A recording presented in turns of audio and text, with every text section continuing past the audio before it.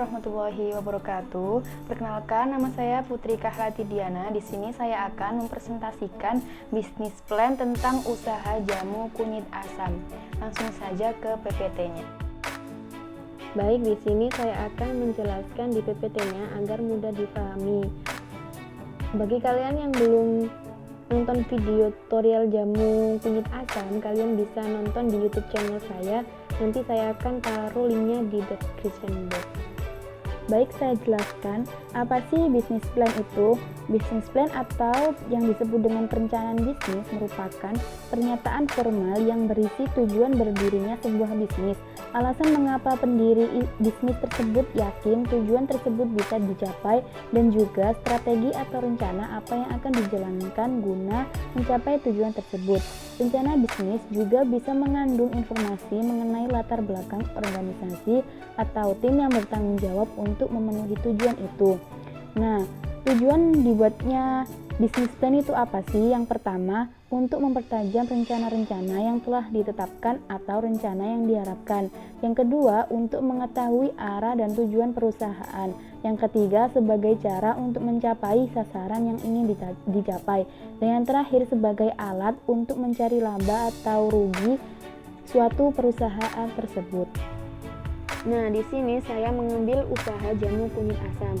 Jamu kunyit asam adalah jamu yang berbahan dasar kunyit dan asam jawa yang konon berkhasiat untuk meningkatkan daya tahan tubuh, meredakan sembelit, menjaga berat badan ideal, dan lain sebagainya.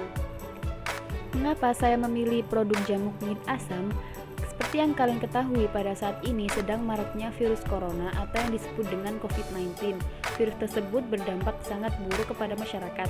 Jika seseorang sudah terserang virus tersebut, maka gejala yang dirasakan yakni sakit kepala, batuk, flu, meriang, nyeri sendi, serta pencernaan yang tidak lancar. Maka dari itu, kita tetap dianjurkan untuk menjaga kebersihan dan stabilitas imun pada tubuh kita.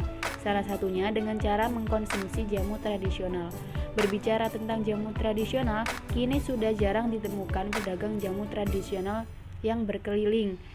Saya mengambil inovasi baru, yaitu memperdagangkan secara online di sosial media. Dalam langkah awal usaha saya, hanya ada satu jenis jamu yang dipilih untuk diperjualbelikan, yaitu jamu kunyit asam. Pemilihan produk jamu ini dikarenakan bisa menjangkau berbagai kalangan, mulai dari anak kecil sampai orang dewasa. Oleh karena itu, mangsa pasar dari produk jamu ini menjadi semakin luas karena anak-anak juga bisa mengkonsumsi. Selain itu, jamu ini mempunyai banyak khasiat untuk kesehatan. Khasiat dari jamu kunyit asam adalah menambah nafsu makan dan membantu menambah imunitas dalam tubuh kita. Selanjutnya, profil perusahaan. Yang pertama, nama usaha. Usaha ini bernama Kunyit Asam Nona Manis karena kunyit asam yaitu produk usaha kami, sedangkan Nona Manis yaitu julukan dari si pembuat produk yang masih gadis dan manis. Yang kedua, bidang usaha. Usaha Kunyit Asam Nona Manis bergerak di bidang jamu tradisional. Memilih bidang jamu tradisional karena sedang maraknya COVID-19 dan juga dapat memenuhi kebutuhan selama di karantina. Modal yang dikeluarkan pun tidak begitu banyak, namun keuntungan yang diperoleh lebih dari cukup dari modal yang dikeluarkan. Usaha kunyit asam ini sangat membantu untuk awal usaha kami. Untuk sasaran pemasaran, kunyit asam bisa dikonsumsi semua kalangan, mulai dari anak-anak sampai lanjut usia. Selanjutnya, analisis SWOT. Yang pertama, strength atau kekuatan. Produk yang dihasilkan oleh jamu kunyit asam Nona Manis sehat dan menyegarkan. Proses pembuatannya pun bersih dan dibuat dari bahan pilihan dengan kualitas yang baik. Kunyit asam Nona Manis tidak menggunakan bahan pengawet dan menggunakan gula pasir, bukan pemanis buatan. Yang kedua, weakness atau kelemahan.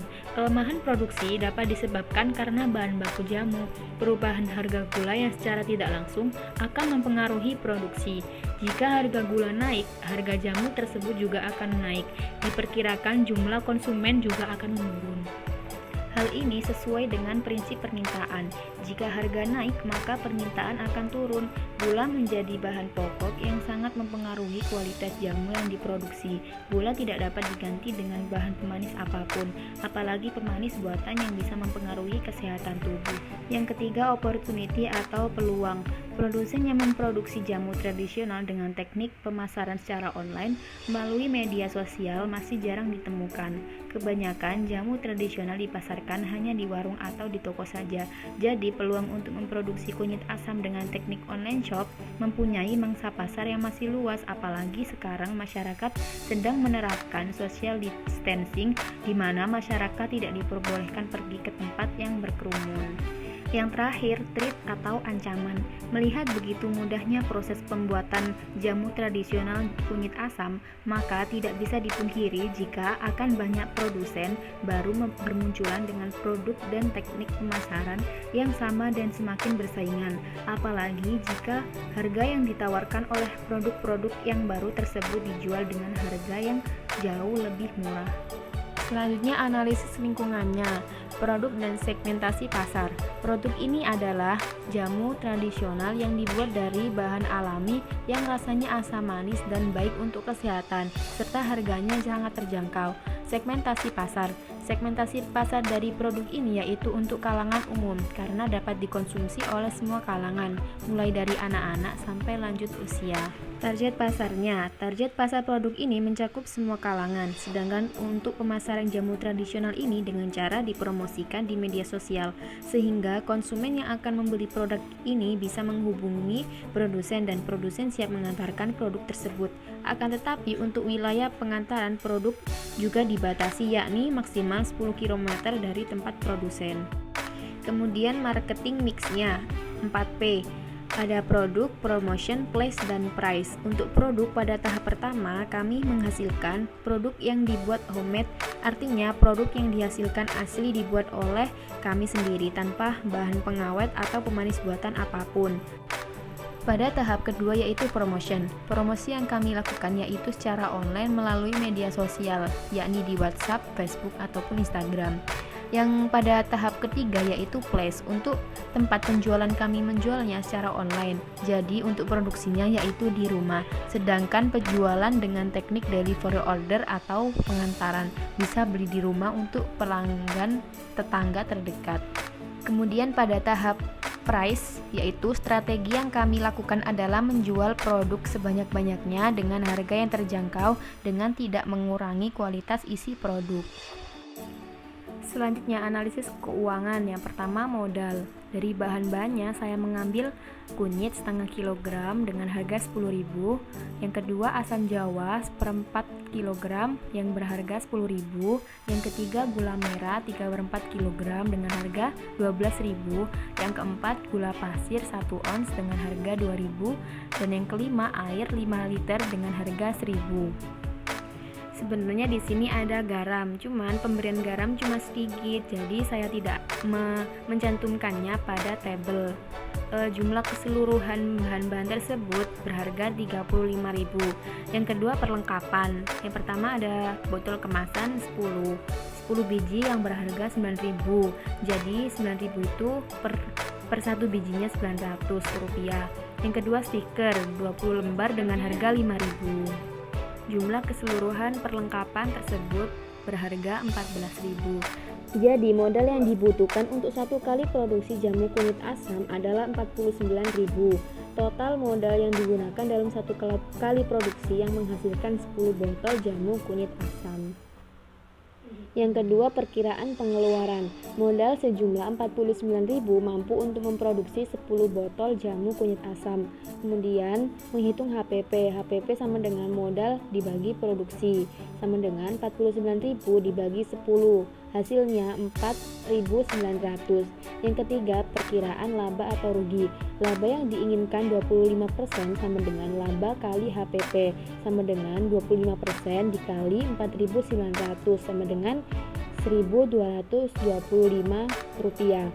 Harga jual sama dengan total laba ditambah HPP, sama dengan 1.225 ditambah 4.900 yang dihasilkan 6.125.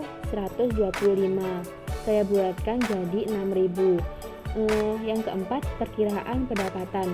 Target perharinya 10 botol. Pendapatan sama dengan 10 dikali 6.000 sama dengan 60.000. Jadi pendapatan per bulannya yaitu 30 dikali 60.000 sama dengan 1.800.000. Kemudian pendapatan per tahunnya yaitu tinggal dikalikan 12. Jadi 12 dikali 1.800.000 hasilnya 21.600.000. Jadi total yang pendapatan maksimal yang mampu didapatkan adalah 60.000 per hari, 1.800.000 per bulan, dan 21.600.000 per tahun. Yang terakhir menghitung BEP yaitu break even point. BEP sama dengan total biaya dibagi harga jual rata-rata, sama dengan 49.000 dibagi 6.000, hasilnya 8,16, jadi 8 botol.